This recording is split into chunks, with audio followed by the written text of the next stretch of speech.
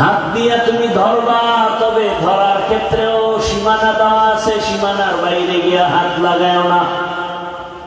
আল্লাহর ভয়, চোখ দিয়া তুমি তাকায় তাকায় দেখবা, দেখার মধ্যে সীমানা দেওয়া আছে, বাইরে তাকায় দেখিও না।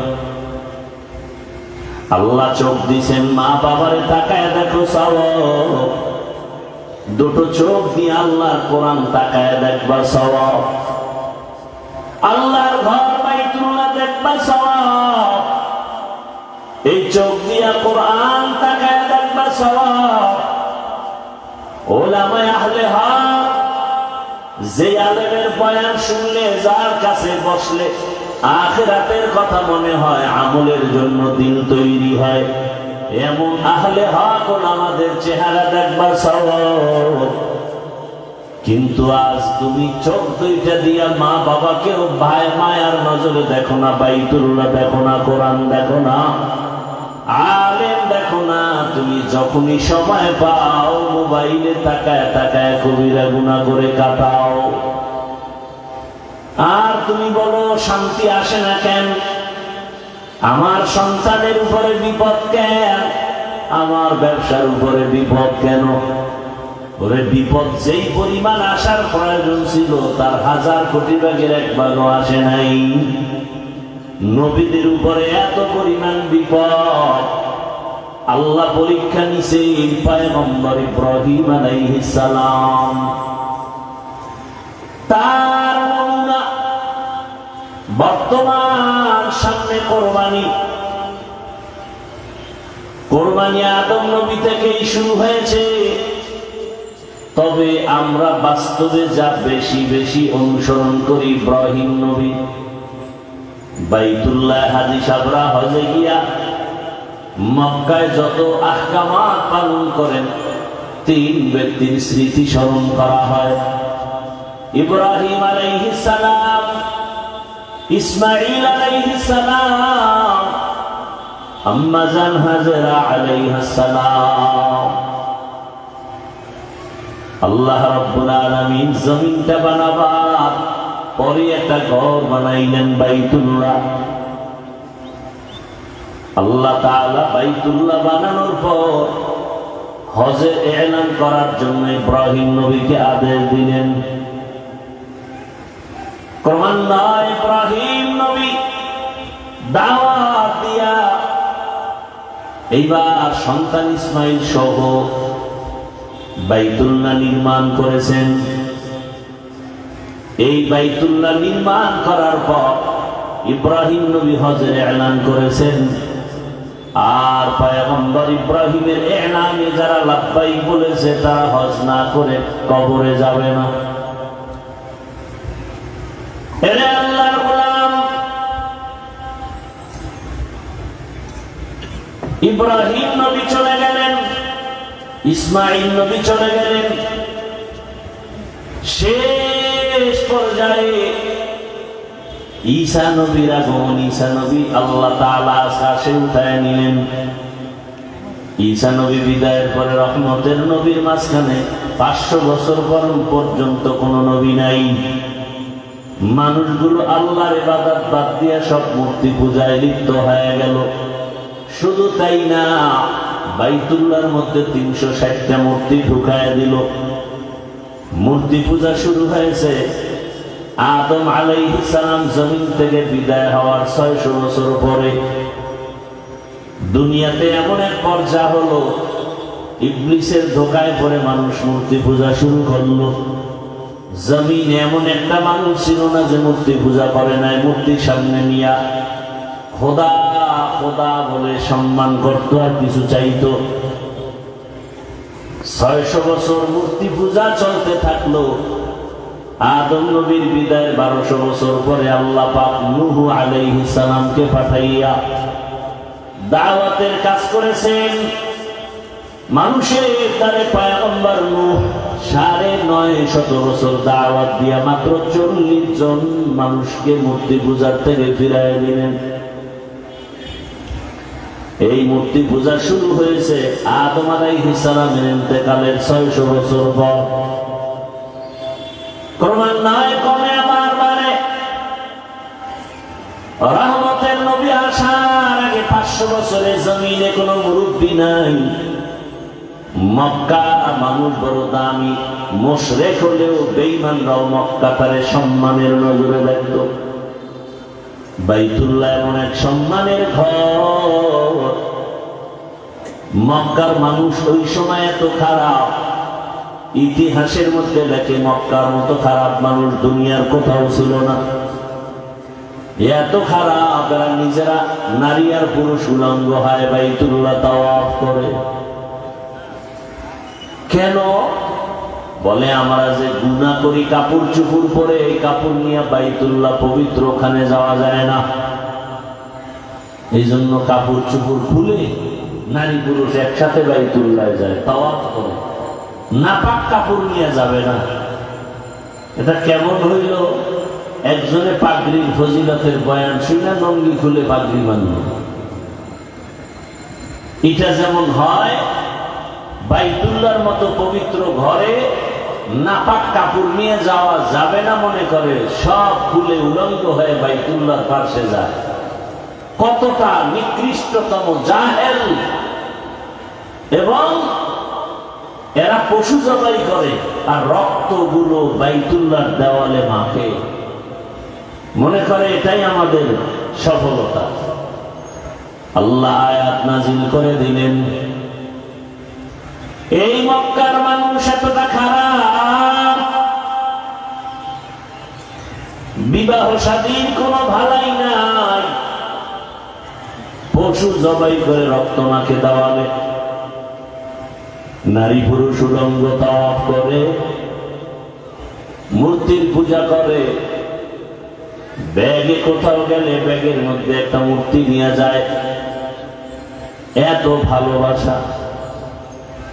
আল্লাহ তাআলা এই মানুষকে হেদায়েতের জন্য সর্বশেষ এবং শ্রেষ্ঠ রহমতের নবীকে জমিনে পাঠায় দিলেন। রহমতের নবী মক্কা নগরীতে আসলেন, পরিবর্তন শুরু হয়ে গেল। 1000 বছর পর্যন্ত যে অগ্নি জ্বলতেছিল পারস্যের, সে আগুন নিভে গেল অটোমেটিক। রহমতের নবী আসছেন, দুনিয়ায় রহমতের বাতাস বইতে শুরু হয়ে গেল। খবর শুনে আবু লাহাব তার দাসী, তার বাদীকে আজাদ করে দিল, মুক্ত করে দিল। রহমতের নবী আসছেন। আস্তে আস্তে নবী বড় হতে লাগলেন। 40 বছরের আগে নবী সবার সাথে বুক লাগায়, মুখ লাগায়, কথা বলে হাসি মুখে, কিন্তু দাওয়াত দেয় না। দীর্ঘ 40 বছর পর্যন্ত রহমতের নবী কালেমার দাওয়াত দেন না, নামাজের দাওয়াত নাই, রোজার দাওয়াত নাই। নবী এই টাইমে বেশিরভাগ সময় বাইতুল্লাহর দূরে একটা পাহাড় আছে, হেরা পাহাড়, ওই পাহাড়ের গর্তে গিয়া নবী ধ্যান করতেন। ধ্যান আল্লাহর ভালোবাসা অর্জনের জন্য সাধনা করতেন।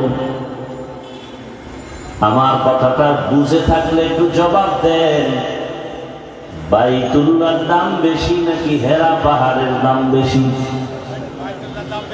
বাইতুল্লাহর দাম। আল্লাহ কোরআনে বলেছেন, ইন্না আউওয়ালা বাইতিন উযিআ লিন-নাস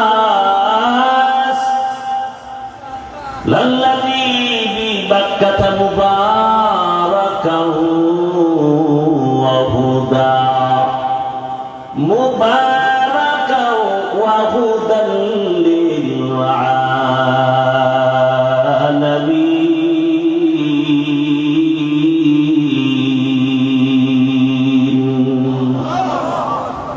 বাখা কোরআন কালামুল্লাহ বশনো কদিমাস্তি কদিমাস্তি নইনো।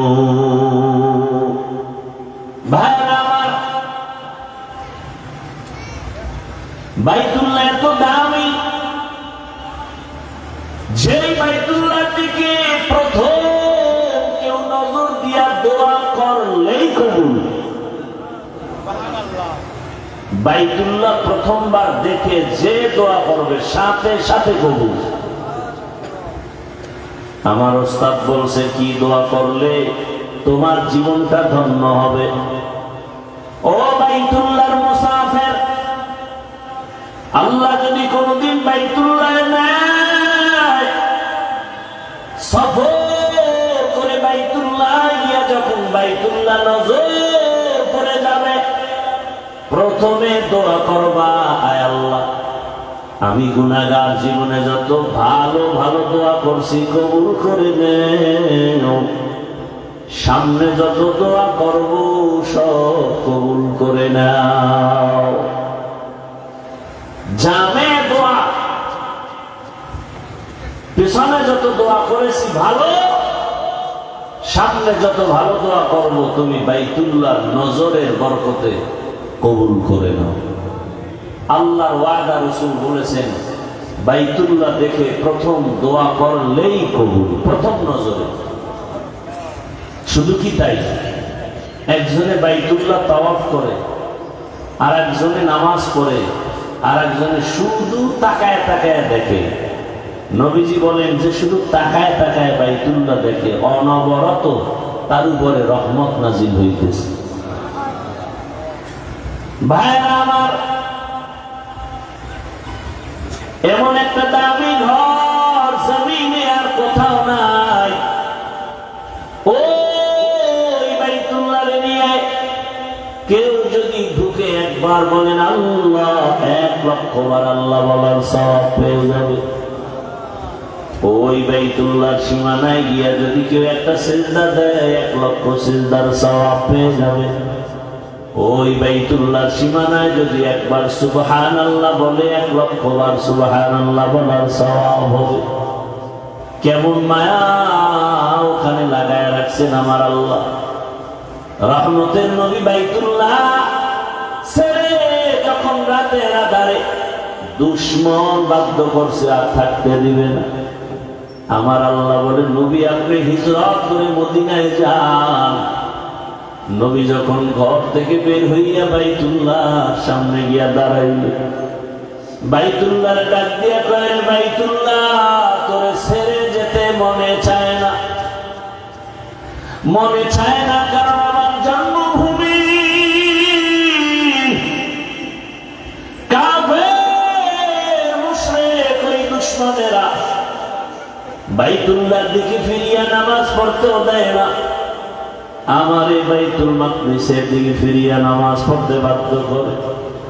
ওই দুশমনেরা এমন বাধ্য করেছে যে আজ আমার বাইতুল্লাহ ছেড়ে যেতে হয়, কিন্তু মনে চায় না আমি বাইতুল্লাহ ছেড়ে চলে যাই। ও বাইতুল্লাহ, তোর দিকে তাকাইয়া থাকলে তো সওয়াব,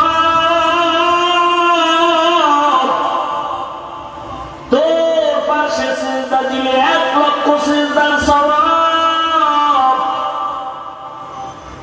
মনে চায় না তোর পাথর হজরে আসওয়াদে চুমা দিলে গুনাহ টেনে নেয়, তোর পাশে জমজমের পানি, দুনিয়ার সব বিজ্ঞানীরা একমত জমজমের পানির মতো দামি পানি নেই। এমন পানি, দুনিয়ার পানি পান করলে পিপাসা নিবারণ হয়, ক্ষুধা নিবারণ হয় না। জমজমের পানি এত দামি বরকতের পানি, যেই পানি পান করলে শুধু পিপাসা নিবারণ হয় না, ক্ষুধাও নিবারণ হয়ে যায়। শুধু ক্ষুধা নিবারণ হয় না, জমজমের পানি পান করো ইয়াকিনের সাথে, তোমার খানা দানা খেতে হবে না। রহমতের নবী একটা খেজুর, একটু জমজমের পানি পান করে রোজা রাখছেন। জমজমের পানি বরকতি মানি, হাজার হাজার হাজার বছর ওই কূপের থেকে crore crore million trillion billion পানি, হাজি লিটার পানি হাজিরা নিয়ে যায়, কমেও না বাড়েও না। কি মদিনাবাসী, আল্লাহ কুদরত কি, মদিনায় পাইপ দিয়ে পানি নেবে, পাইপ কি পানি, কিন্তু পানি যায় না। এখন গাড়ি দিয়ে নেয়, ড্রাম ভর্তি করে নেয়। কেমন আল্লাহর কুদরত! সাহাবায়ে কেরাম জিজ্ঞাসা করলেন, ইয়া রাসূলুল্লাহ, জমজম কূপের নিচের সম্পর্ক কোথায়? মাটির সাথে? নবী বলেন, হাউজে কাউসারের সাথে। হাউজে কাউসারের সাথে জমজমের সম্পর্ক। যেই হাউজে কাউসারের এক পেয়ালা পানি আমার রাসূলের হাতে পান করলে আর পিপাসা থাকবে না। কিন্তু নবী বলেন, এর থেকে জমজমের পানি বড় দামি। ও বাইতুল্লাহ, মদিনায় যাইতে মনে চায় না, তোর পাশে জমজম কূপের পানি, তোর পাশে তো মাকামে ইব্রাহিম,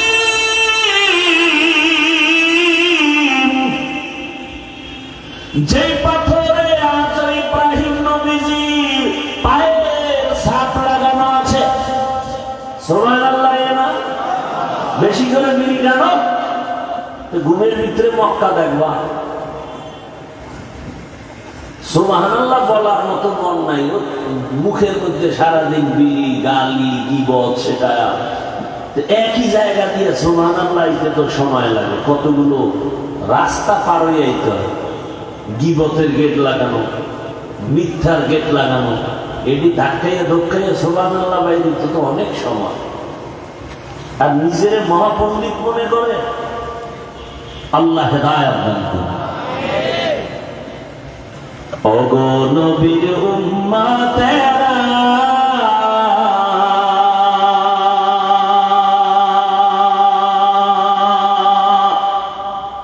হয়ে আজি দিশাহারা,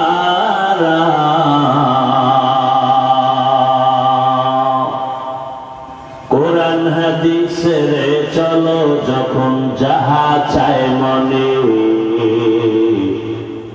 নবী বিনে কে তরাপে ফুসিরত মিজানে, নবী বিনে কে তরাপে ফুসিরত মিজানে, উম্মতের কান্ডারি নবী,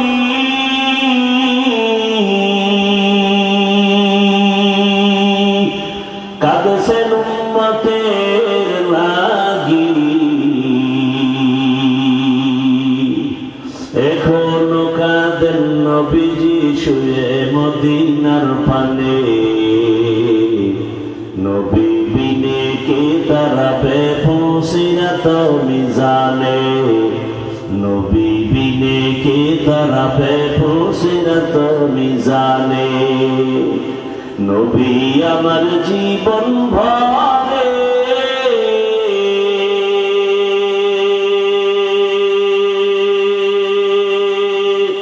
দিনের লাগি কষ্ট করে,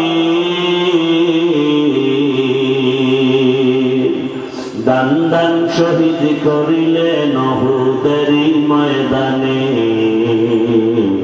নবী বিনে কে তরাপে ফুসিরাত মিজানে, নবী বিনে কে তরাপে ফুসিরাত মিজানে,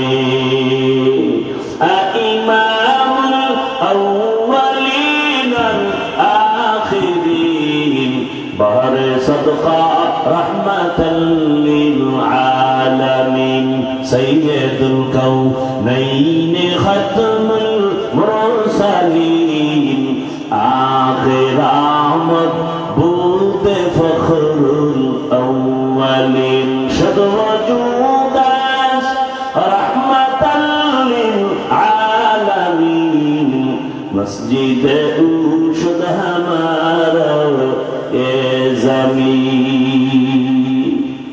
রহমতের নবী বাইতুল্লাহরে বেশি ভালোবাসছেন। কেমন যেন বাইতুল্লাহ থেকে মদিনায় যাইতেছিলাম, মনটার আকর্ষণ বাইতুল্লাহর দিকেই বারবার নজর পড়ে যায়। এরে নবীরা আসে, ওই বাইতুল্লাহ এত দামি, যা দিয়ে তাকাইলে সব। আমি কালকে আমার এক কলিজার টুকরা আমার মুরব্বী আল্লাহওয়ালা, তাকে বললাম হুজুর আমি অসুস্থ, কিন্তু ঔষধ খাইতেছি, ব্যাংকক পর্যন্ত গেলাম কিন্তু ভালো লাগে না। বলে কেন? আমি বললাম আমি প্রতি বছর বাইতুল্লাহ যাই, আমার 1000% বিশ্বাস অন্তরে জমা হয়েছে। আমি যতবার বাইতুল্লাহ গেছি আসার পরে তেমন ঔষধ খেতে হয় না। আমার মনে চাই আমি বারবার বাইতুল্লাহ যাই। আমি বাইতুল্লাহ যাইয়া ওই হজরে আসওয়াদ পাথরের দরজার মাঝখান জায়গাটা দোয়া কবুলের জায়গা বলতেছে। আল্লাহ রাসূল বলে ওই জায়গায় বুকটা লাগাইয়া মালিকের ডাক দিবি, কারণ ওই জায়গায় ইব্রাহিম নবীর বুকটা লাগানো আছে, ইসমাইল নবীর বুক লাগানো আছে, কত নবী কত রাসূল, আল্লাহর কত প্রিয় বান্দার বুকে চাপ লাগানো ওখানে। ওই বাইতুল্লাহর দরজা আর হজরে আসওয়াদ পাথরের মাঝখান জায়গায় বুকটা লাগা ডাক দিবিও তার মালিক,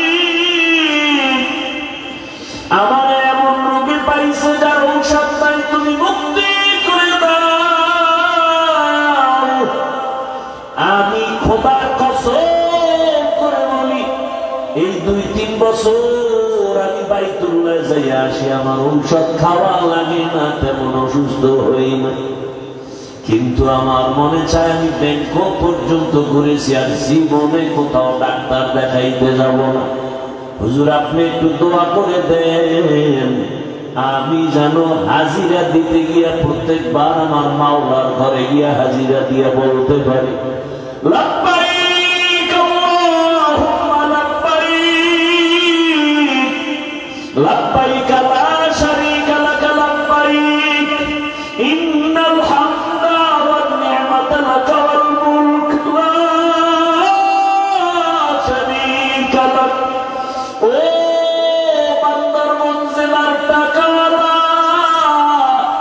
ও ধনী ব্যবসায়ী বাবারা, চাকরিজীবীরা, কিসের টাকা ধান্দায় পড়ে আছো? ওই বাইতুল্লাহ যদি একবার যাইতে পারতা দেখতা কি মজা।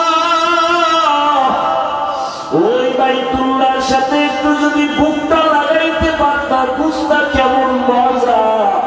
এখন তোমাকে বুঝানো যায় না, টাকা আছে, কত গরিবরা কাঁদে বাইতুল্লাহ যাবে, টাকার অভাবে যেতে পারে না। আর আল্লাহ তোমাকে কত টাকা দিয়েছে, আমার জানা মতে কত ঢাকার হাজিওয়ালারা আছে, টাকাওয়ালা নিজেও বাইতুল্লাহ যায়, রমজানেও যায়, হজেও যায়, আবার শত শত গরিবদেরকে বাইতুল্লাহর উমরায় পাঠায়, হজে পাঠায়, আছে না নাই? ও যুবক, তুমি ভাবতেছো তোমার টাকা নাই, কেমনে যাইবা? 5 বেলার নামাজ পড়ে মাওলারে বলতে থাকো, ও আল্লাহ তুমি বাইতুল্লাহ না দেখাইয়া মরণ দিও না। আল্লাহর কসম টাকা লাগবে না, বিনা টাকায় বাইতুল্লাহ পৌঁছতে পারবা। ওরে 1 মিনিট চক্ষু বন্ধ করে বাইতুল্লাহর কথা ভাবলে চোখে পানি। ওই বাইতুল্লাহর ইমামদের একটু তেলাওয়াতের আওয়াজ পাইলেই পাগল হইয়া যায়।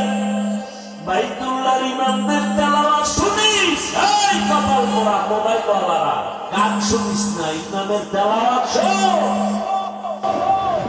বাইতুল্লাহর ইমামের তেলাওয়াত শুনিস, কসম করে বলি বাইতুল্লাহর ইমামের তেলাওয়াত গুলো যখন মোবাইলে চালাইয়া বালিশে মাথা লাগায় শুনবি, দেখবি চোখের পানি পড়া শুরু হয়ে যাবে। একদিন তুই নিজেই তেলাওয়াত শুনতে শুনতে বলবি আর গান শুনবো না, বাইতুল্লাহর তেলাওয়াত শুনবি। আমরা যারা বাইতুল্লাহ গেছি, আমার কথা আমি বলি, আল্লাহর কসম যখনই তেলাওয়াতের আওয়াজ কানে আসে মনে হয় ডানা থাকলে উড়িয়া চলে যাইত। ওই বাইতুল্লাহ কেমন দামি ঘর, রহমতের নবী বলেন বাইতুল্লাহ মদিনায় যাইতে মনে চায় না, আমার বংশের দুশমনেরা বাধ্য করলো। তোর পাশেই তো মাকামে ইব্রাহিম, ও বাইতুল্লাহ কেমনে মদিনায় যাব? তোমার কাছেই তো হেরা পাহাড়, যেখানে আমি দীর্ঘ বছর বেড়াতে সময় কাটাইছি।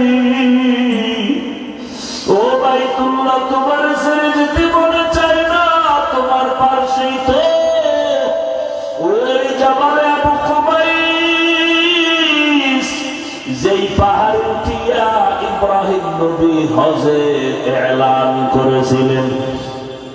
ও বাইতুল্লাহ তোমার পাশেই তো পাহাড় আছে জবালে রহমত, যেই পাহাড়ে আদম নবী দোয়া করছেন, আমার মাওলা ডাইরেক্ট ক্ষমার ঘোষণা দিয়ে দিয়েছেন। ও বাইতুল্লাহ তোমার পাশেই তো জাবালে নূর, যেই জাবালে নূরের মধ্যে আমি সময় কাটিয়েছি। ও বাইতুল্লাহ মনে চায় না ছেড়ে যাইতে। নবী এভাবে কান্না করে করে করে করে যখন হিজরত করতে রওনা, মালিক বলছে যাওয়াই লাগবে। যখন বের হয় নবীজি বাইতুল্লাহ থেকে বের হইয়া যেই রাস্তায় যায়, ওই রাস্তাটাকে আজও সৌদি আরব যারা উমরা হজে যাবেন ওটার নাম তরিকে হিজরা। হিজরা রোড, হিজরতের রোড। আমি 13 সালে হজে গিয়া ওই হিজরা তরিকে হিজরার একটা নরমাল হোটেলে ছিলাম। নবীজি যায়, কিছু দূর যায়, আবার পিছনে তাকায় বাইতুল্লাহর বরকবায়। নবী আবার সামনে হাঁটে, আবার পেছনে তাকে বাইতুল্লাহর মায়া। বেনামাজি হইও না রে বাবা। আমি কিন্তু এখানে এতক্ষণ বয়ান করি, একজনকেও বলি না আমার মতো টুপিওয়ালা হুজুর হয়ে যাও। আমি একবারও বলি না আমার মতো হুজুর হও, মাদ্রাসায় যাও, স্কুল বাদ দাও। আমি একবারও বলি না তাবলীগে যাও, পীরের কাছে যাও। আমি সারা বাংলাদেশে ঘুরে ঘুরে পাও ধরে ধরে বলি বাবা চাকরি করো, পুলিশ, র্যাব, আর্মি, বিডিআরের চাকরি করো, ব্যবসা করো, বাধা নাই। তবে তুমি ওখানে থাইকা রসুলের আদর্শের মালা গলায় লাগাও, 5 ওয়াক্ত নামাজ আদায় করো। তোমার মতো কত যুবক তাকায় দেখো, স্কুলে পড়ে, কলেজে পড়ে, 5 ওয়াক্ত নামাজি আছে না নাই? বলো বাবা তুমি কেন পারবা না? তোমার মতো যুবক তাকায় দেখো, র্যাব, আর্মি, পুলিশ, বিডিআরের চাকরি করে, নামাজ আদায় করে। ও বাবা তোমার মতো চাকরিজীবী চাকরি করে, ব্যবসা করে, নামাজ ছাড়ে না। ও ব্যবসায়ী বাবারা আপনার মতো ব্যবসায়ী নামাজ করে, বলেন আপনি পারেন না কেন?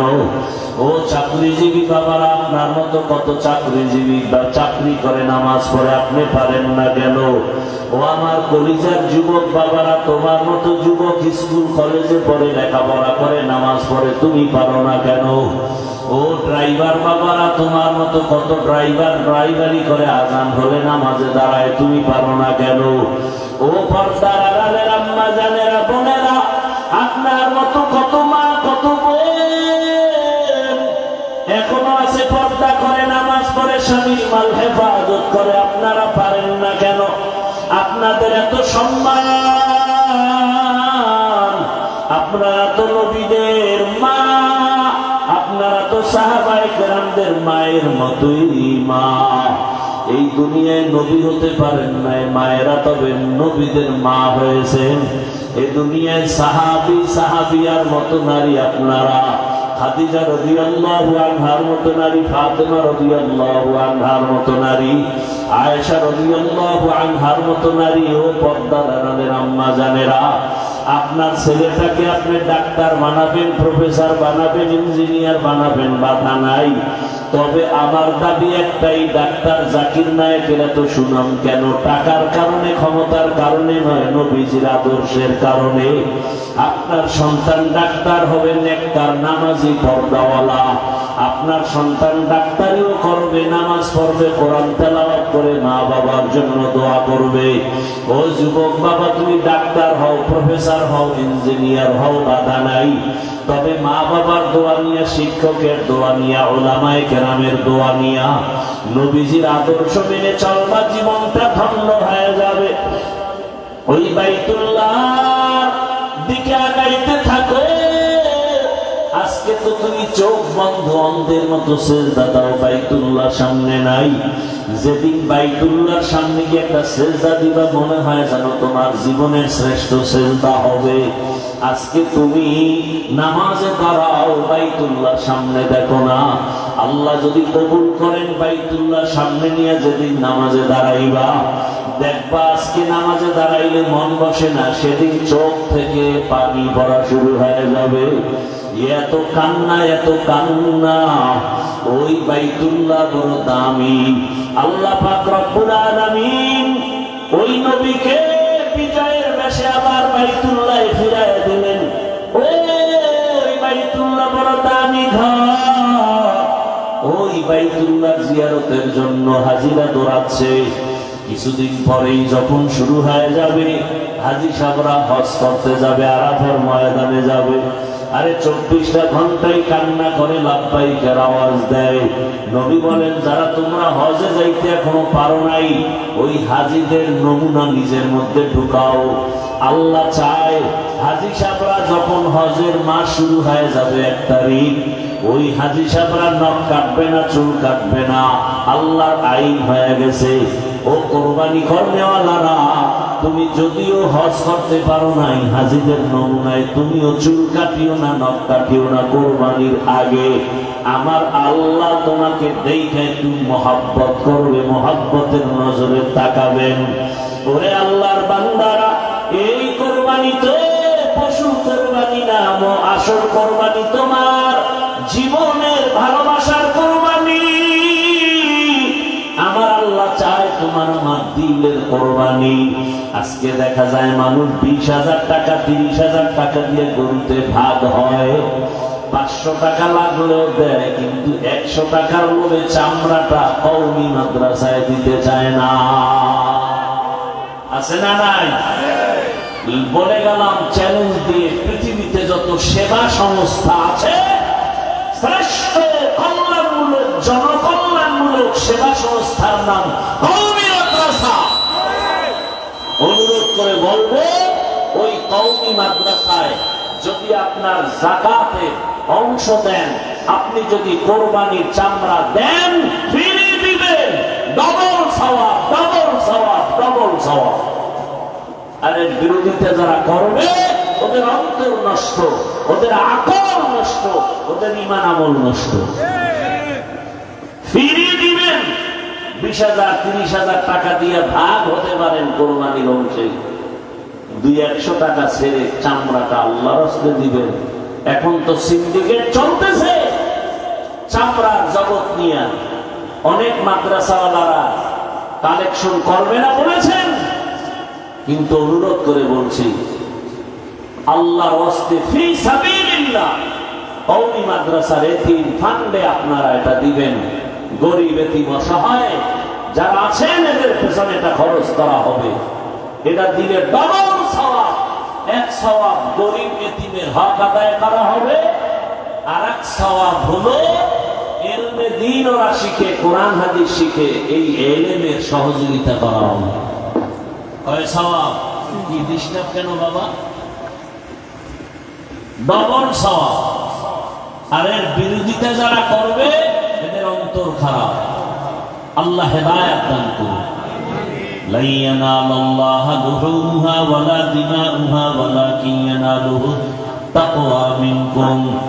ও পর্দার আম্মা জানেরা, বোনেরা, ও যুবক, অনুরোধ করে বলছি, জীবনে তো গুনাহ কম করো নাই, মনে চাইছে নামাজ পড়বা না, পড়ো নাই, মনে চাইছে দাড়ি রাখবা না, রাখো নাই, মনে চাইছে পার্কে যাবা, দৌড়ায় গেছো, মনে চাইছে মোবাইলে সারা রাত গুনাহ করেছো, মনে চাইছে নাচ গান করবা, দেখবা, করেছো আর দেখেছো।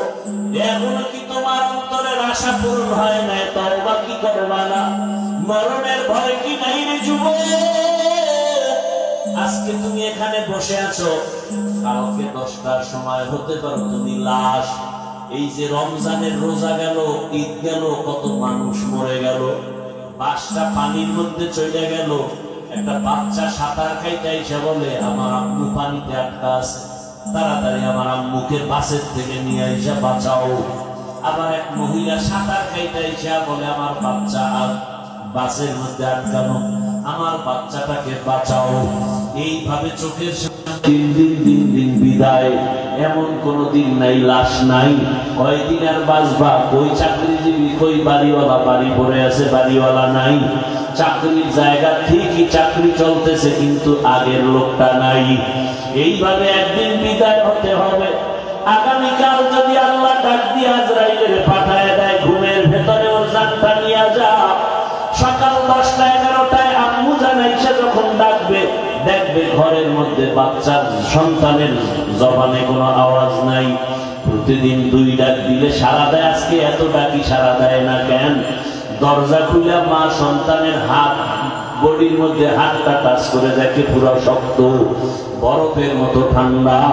মা পাগলের মতো হয়ে চিৎকার দিয়া বলবে খবর হয়ে গেছে, আমার ছেলেটা দুনিয়ায় বাঁচিয়া নাই। ও যুবক বাবারা, একটু চিন্তা করো, ঘুমের মধ্যে কত মরণ হয়ে যায়। ও পর্দার আড়ালের মা বোনেরা, কয়দিন আর দুনিয়ায় বাঁচবে, কখন মরণ হবে জানা নাই। এখনো সময় আছে, তওবা করেন। ওই মা ডাক দিয়া স্বামীকে ডাকবে, ও যুবক, আল্লাহ কুদরতের দরজা খুলে দিলে তুমি দেখবা বাবাও কাঁদতেছে আর বলতেছে আমার সন্তান নাই। মা কাঁদবে আর বলবে আমারে মা বলে ডাক দেওয়ার কেউ নাই।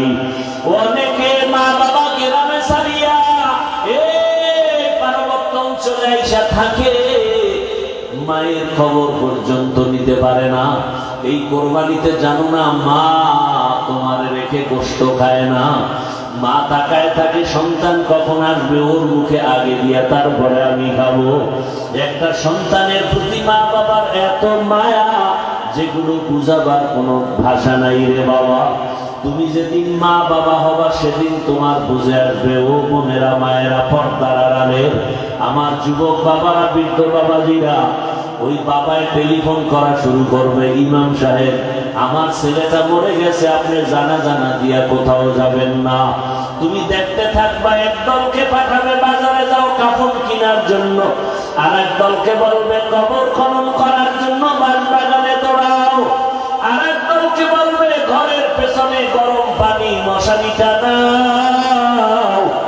আজকে আমি বলি আমার বাড়ি, আমার গাড়ি, আমার সব, কিন্তু জানুনি আমার গায়ের জামাটা বেলেট দিয়ে কেটে কেটে রেখে দিবে। আমার হাতের ঘড়ি আর একজনে দিয়া বলবে এটা আমার হাফিজুর রহমানের ঘড়ি না। এইভাবে যখন লাশটা তোমার আমার ঘর থেকে নামাইয়া গরম পানি দিয়া গোসল করাইয়া, যখন সাদা কাপড়ের প্যাকেট বানাইয়া খাটের মধ্যে উঠাবে, এইবার জানাজার ময়দানে নিয়ে যাবে। মা জানালা দিয়া চিল্লায় বলবে আমার বাবারে তোমরা কোথায় নিয়ে যাও? বলবে জানাজা দিয়েছিল বিদায়, আর ঘরে আসবে না, কবরে রাখা হবে। মা বলে বিদায় বেলা শেষবারের মতো একটু চেহারাটা দেখাইয়া দাও, আমার বাবার জীবনে আর দেখবো না, আমার বাবারে কই। ও আমার যুবকেরা, ওই মা বাবার সাথে বেরাদবি করিস না। আল্লাহর কসম, ওই মা বাবার দোয়া ছাড়া আমি হাফিজুর রহমান এই চেয়ারে বসতে পারি না রে বাবা। ওই মা বাবার চোখের পানি আর দোয়ার কারণে তুমি টাকার মালিক, বাড়ির মালিক, গাড়ির মালিক, সম্মানের চেয়ারের মালিক। ওই মা বাবার কথা কেমনে ভুলে গেছো? তোমার পরীক্ষার হলে পাঠাইয়া মা কান্না করে করে দোয়া করছে, আল্লাহ আমার ছেলেটার পরীক্ষায় কামিয়াবি দান করো। তোমার মা কত কান্না করেছে। ওই মা বাবার জন্য কি তুমি এক ফোঁটা চোখের পানি ফেলতে পারবা না? আল্লাহর কাছে 2 ফোঁটা চোখের পানি ছেড়ে দোয়া করো। আর যার মা বাবা বেঁচে আছে, রত্ন হারাইও না, পাইলেই দেখা হলেই দোয়া চাইও। বাবারে বলিও বাবা মনে কষ্ট নিবা না, জীবনে বহু অন্যায় করেছি, বলে যুবকরা যারা গোপনে গিয়া মায়ের কাঁদাইছো, কত কষ্ট দিয়েছো, অনুরোধ করি বাসায় যাইয়া মায়ের হাতটা ধইরা ক্ষমা চাইয়া নিও। আর মাকে বলিও, মা ওয়াজের প্যান্ডেলে তওবা করে আসছি, আর গুনাহ করব না। কিন্তু দুঃখ, অনেকে কান্না করলো, আমার চোখে পানি নাই, গুনার কারণে আল্লাহ বেজার হয়ে গেছে। মা তুমি আমার উপরে বুঝি বেজার, আমার মাথায় হাতটা দিয়া দোয়া করে দাও, আর কোনদিন বেয়াদবি করব না। মাকে যদি বলতে পারো, দেখবা মায়ের চোখে পানি। মা বলবে বাবা মাথায় হাতটা দিয়া ডাকবে, ও আরশে আজিমের মালিক, আমার কলিজার সন্তানটারে তুমি কবুল করিয়া নাও। ও বাবা, ওই জানাজা পড়াইয়া যখন কবরের দেশে নিয়ে যাবে, এমন জায়গা যেখানে দিনের বেলাও কেউ যায় না, ভয় লাগে। আজকে আমার ডানে বামে, তোমার ডানে বামে কত ভক্ত বৃন্দের অভাব নাই। একা একা চলতে পারো না, কত গার্ড এসে তোমারে আগায় দেয়। কবরে রাখার পরে এমন হালাত হবে, মাটি পাড়ায় পাড়ায় দিয়ে যখন বিদায় হবে, ওই কবরে কেউ নাই। অন্ধকার কবরে তখন ডানে মাটি, বামে মাটি, উপরে নিচে মাটি। দুইজন ফেরেশতা প্রশ্ন করতে আসবে, রবের পরিচয় দাও, ধর্মের পরিচয় দাও, রাহমাতুল লিল আলামিনের পরিচয় দাও। যারা দুনিয়াতে নবীর তরিকা মেনে, আল্লাহর হুকুম মেনে নামাজ আদায় করবে, দাড়ি রাখবে, পর্দা করবে, আল্লাহর পক্ষ থেকে ওরা জবাব দিতে পারবে। আর আল্লাহ খুশি হয় কুদরতের আওয়াজ দিয়ে বলবে, কবরটা বেহেশতের বিছানা দিয়া দাও। কিন্তু কপাল পরা আমরা যারা বেনামাজি, নামাজ ঠিক মতো পড়ি না, গুনাহ করি, দাড়ি নাই, নামাজ নাই, পর্দা নাই, মা বাবার সাথে ভালো ব্যবহার নাই, এই বেনামাজি অবস্থায় যদি কবরের ডাক আসিয়া যায়, ওই কবরে যখন প্রশ্ন করা হবে, বেনামাজি একটা জবাব দিতে পারবে না, বারবার বলবে হা হা লা আদরি, আফসোস আমি কিছুই জানি না, কিছুই জানি না। নবীজি বলেন, আমার আল্লাহর কুদরতের আওয়াজ, ও ফেরেশতা নাফরমানকে আর সুযোগ দেওয়া হবে না, ওই কবরে জাহান্নামের আগুন জ্বালা দাও। ওই কবরের মাটি দুই পার্শ্ব থেকে জোরে জোরে চাপ দিবে। আম্মা জান আয়েশা রাদিয়াল্লাহু তাআলা আনহা বলে, আমি প্রায় সময় দেখতাম আমার রাসূল আমার রুমে বসে গুনগুন করে কান্না করতেন। আমি মাঝে মাঝে জিজ্ঞাসা করতাম, ইয়া রাসূলুল্লাহ, আপনি আমার রুমে বসে কান্না করেন কেন? মায়ার নবী কান্না করতেন আর বলতেন, আয়েশা, হাসরের মাঠে কঠিন অবস্থার কথা মনে পড়লে আমি চোখের পানি রাখতে পারি না। যে এমন কঠিন হবে, নবীরা পর্যন্ত উম্মতের কথা ভুলিয়া নিজেদের জন্য কান্না করবেন। মুসা নবী কাঁদবেন, ঈসা নবী কাঁদবেন, ইব্রাহিম নবী কান্না করবেন। ওই সময় উম্মতেরাও পাগলের মতো দৌড়াবে। সূর্যের গরম সহ্য করা যায় না, জাহান্নামের আওয়াজ সহ্য করা যায় না। কোথায় যাবে সুপারিশের জন্য? যেখানে যাবে নিরুপায় হয়ে যাবে, ব্যর্থ হইয়া সর্বশেষ এরা মুহাম্মদের তালাশ করবে, কোথায় পাওয়া যায়। আম্মা জান আয়েশা বলেন, ইয়া রাসূলুল্লাহ, কঠিন সময় আপনাকে কোথায় পাওয়া যাবে? নবী বলেন, আমি আমার মাওলার দরবারে মাকামে মাহমুদে সিজদায় পড়ে কাঁদবো। মুসা নবী নিজের চিন্তায় কাঁদবেন, ঈসা নবী নিজের চিন্তায় কাঁদবেন, ইব্রাহিম নবী নিজের চিন্তায় কাঁদবেন। আর আমি মুহাম্মদ আমার চিন্তায় একবারও কিছুই বলবো না, আমি বারবার কাঁদবো আর বলবো, আমার উম্মত, আমার উম্মত, আমার উম্মত। ও নবীর উম্মতের দল, আল্লাহর কোরআনটা মিথ্যা মনে করিও না, নবীর কথা মিথ্যা মনে করিও না, ওলামায়ে কেরামের কথা মিথ্যা মনে করিও না। এখনো সময় আছে, তওবা করো, নবীর তরিকা মেনে চলো। নবীর শাফাআত ছাড়া জান্নাত হবে না। জীবনে গুনাহ তো কম করো নাই, আজকে আল্লাহর কাছে তওবা করো। আর নামাজ ছাড়বা না, দাড়ি কাটবা না, বেপরদায় চলবা না। মা বাবার দোয়া, শিক্ষকের দোয়া, উলামায়ে কেরামের দোয়া নিয়ে নবীর সুন্নাত অনুযায়ী চলবা। ও যুবকেরাও তওবা করো, ডাক্তার হও, নামাজ ছাড়িও না, ইঞ্জিনিয়ারিং পড়ো, নামাজ ছাড়িও না, ঢাকা কলেজে গিয়ে দেখো কত ছেলেরা কলেজে পড়ে, পাগড়িওয়ালা নামাজির অভাব নাই। তুমি পারবা না কেন? আল্লাহর কাছে তওবা করো। ও মা বোনেরাও তওবা করেন, আর নামাজ ছাড়বেন না, বেপরদায় চলবেন না, স্বামীর মাল হেফাজত করবেন, খেয়ানত করবেন না। আল্লাহ আমাদের তওবা যদি খাঁটি মতে করতে পারি, আল্লাহ জীবনের গুনাহ মাফ করে দিবেন। মরিয়া গেল আর নামাজ ছাড়বো না, দাড়ি কাটবো না, বেপরদায় চলবো না। তওবা করার মতো যদি কারো অন্তর তৈরি হয়, মুনাফিকি না থাকে, যাদের খাঁটি নিয়ত আছে, দুটো হাত আল্লাহকে দেখাইয়া দাও। আয় আল্লাহ, হাতগুলো কবুল করে নেন, তওবা কবুল করে নেন। তওবার উপরে মজবুত হইয়া চলার তৌফিক দান করেন, আমিন। আলহামদুলিল্লাহি রাব্বিল আলামিন।